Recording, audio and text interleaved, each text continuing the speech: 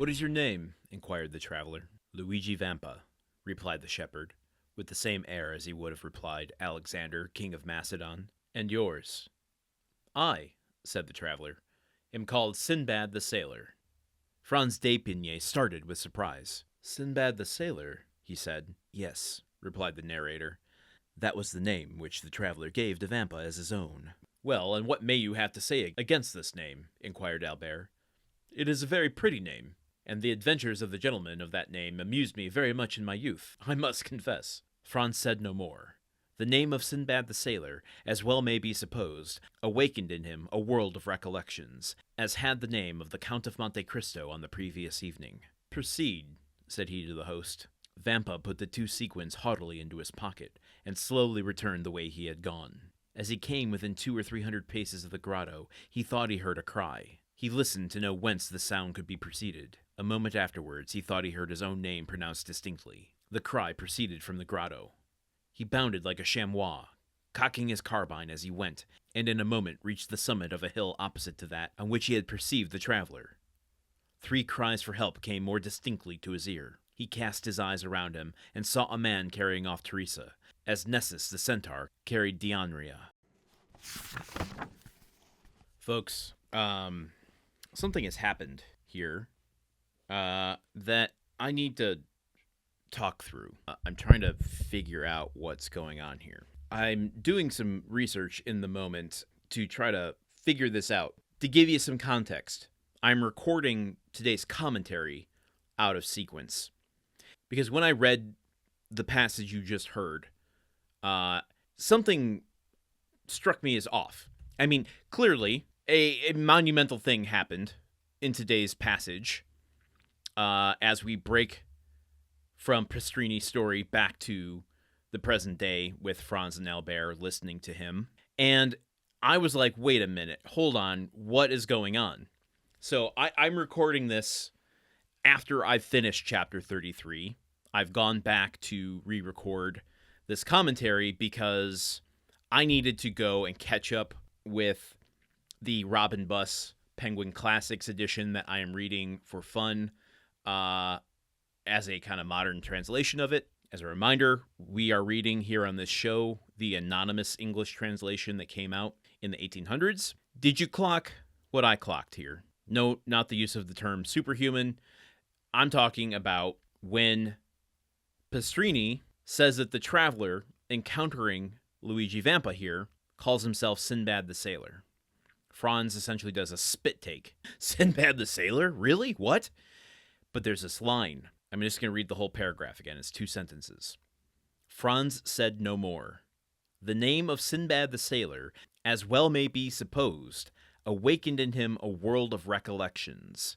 Which makes sense because Sinbad the Sailor was the name of the guy who got him super high on an island. But then, listen folks, as it goes on, as had the name of the Count of Monte Cristo the previous evening. What? What does that mean? Okay, let's get to work. I'm like, I do not recall. I think I would know the Leo DiCaprio pointing at the screen meme of they said the name of the book in the book moment.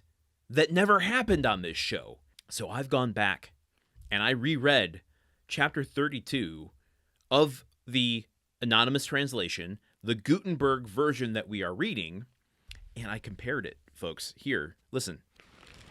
I love book foley.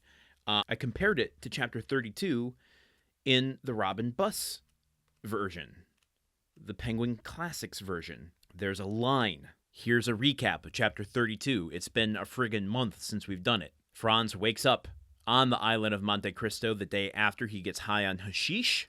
He meets Gaetano, decides to do a little search around the island after Sinbad the Sailor has departed, leaving him behind in his dust, and wants to look for the cave in which he experienced the incredible sensation the night before. Can't find it. He ends up doing some small game hunting, eats some goat, hops back on the boat with Gaetano, and returns at Rome, convenes with Albert, and thus begins the whole distraction with getting a carriage for Carnival with Pastrini. Pastrini telling them at the end of book 30, or at the end of chapter 32, there's no possible way we can get you a carriage, folks, because the other gentleman on this floor is taking up all of the resources. And, there's also that Russian on the 5th floor, but we're not talking about him right now. We're talking about the other gentleman on their floor, in which the version we read on air says as such, quote, "The rest of the floor was hired by a very rich gentleman who was supposed to be a Sicilian or Maltese, but the host was unable to decide which of the two nations the traveler belonged. Period. Next paragraph.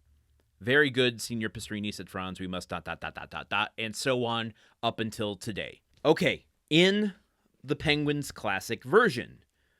Now, I can't read full swaths of this book because the translation itself is copyrighted, but I'm making an exception here for a small passage. The same sentence, quote, "The remainder of the floor was rented to a very rich gentleman believed to be a Sicilian or a Maltese. The hotelier could not precisely say to which of the two nations the traveler belonged, period. He was called the Count of Monte Cristo, period, new paragraph."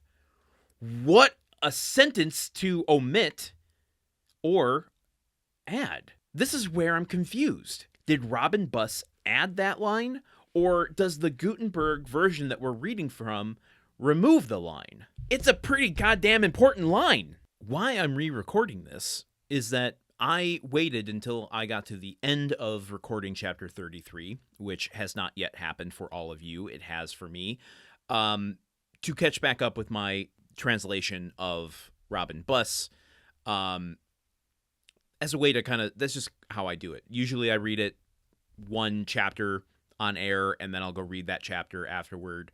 I was getting a little slack in my keeping up with the story in the Penguin Classics edition.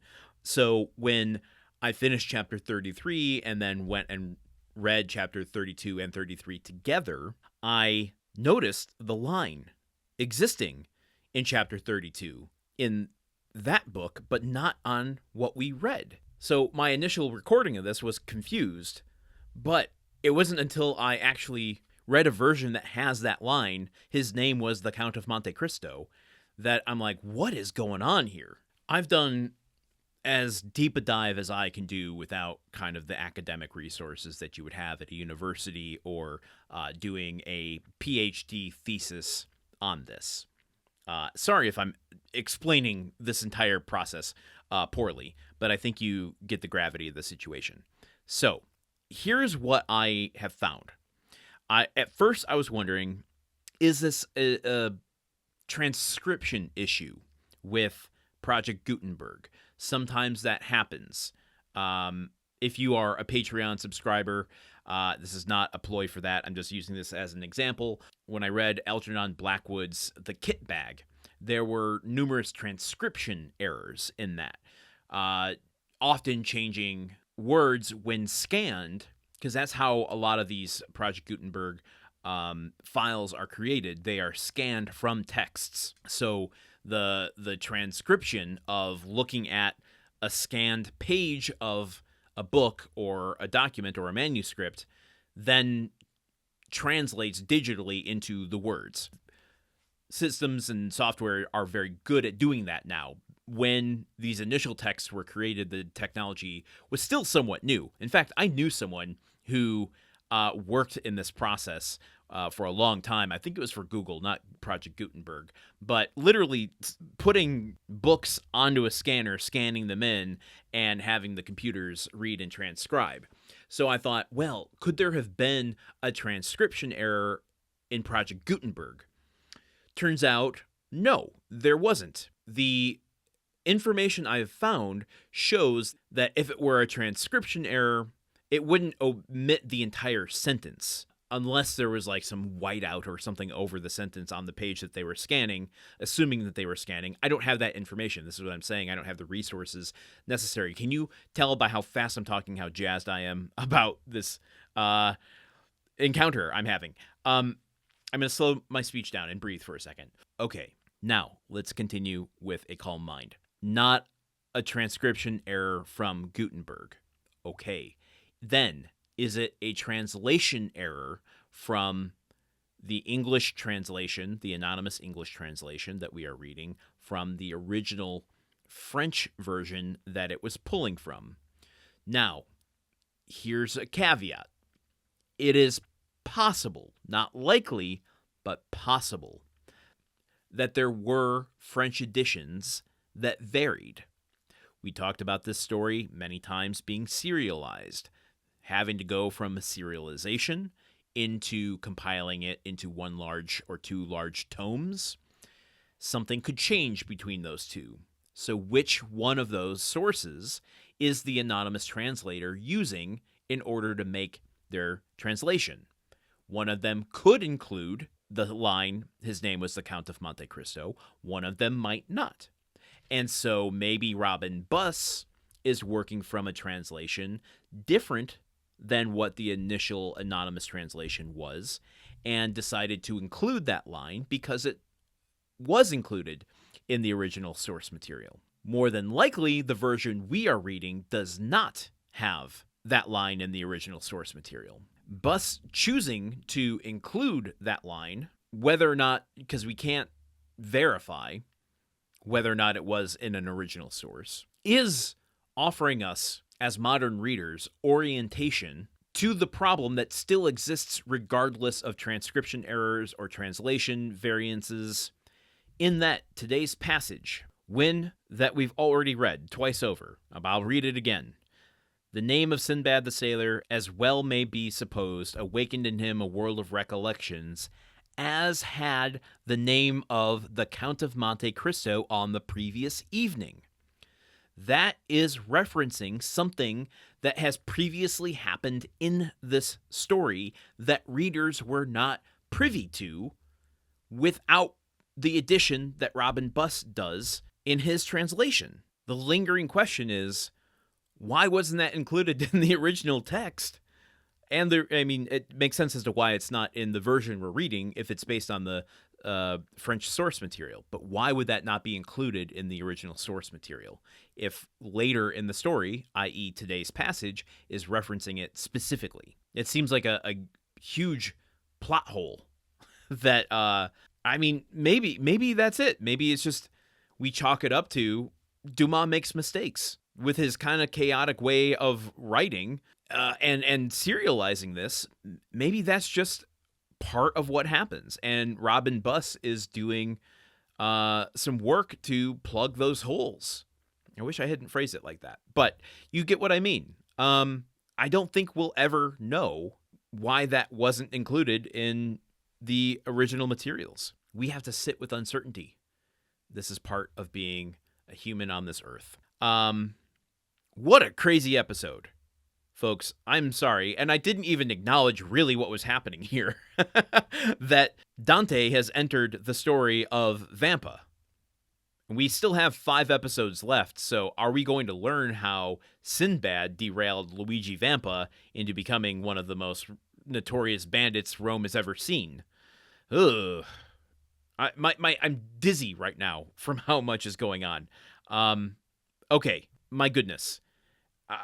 You know what? I think I need to take a break for today. So join me here tomorrow. Let's find out how the rest of this chapter unfolds. Oh my God. Crazy times here on the Countdown of Monte Cristo. Boy, oh boy. I'll see you here tomorrow. Okay, goodbye. The Countdown of Monte Cristo is part of the Gruntwork Podcast Network. This show is produced, edited, and hosted by Landon Solano. The original text of The Count of Monte Cristo by Alexandre Dumas. Theme song by Magic Solo. If you want to support the show and others like it, visit patreon.com/gruntworkpod. Thank you for listening. See you tomorrow.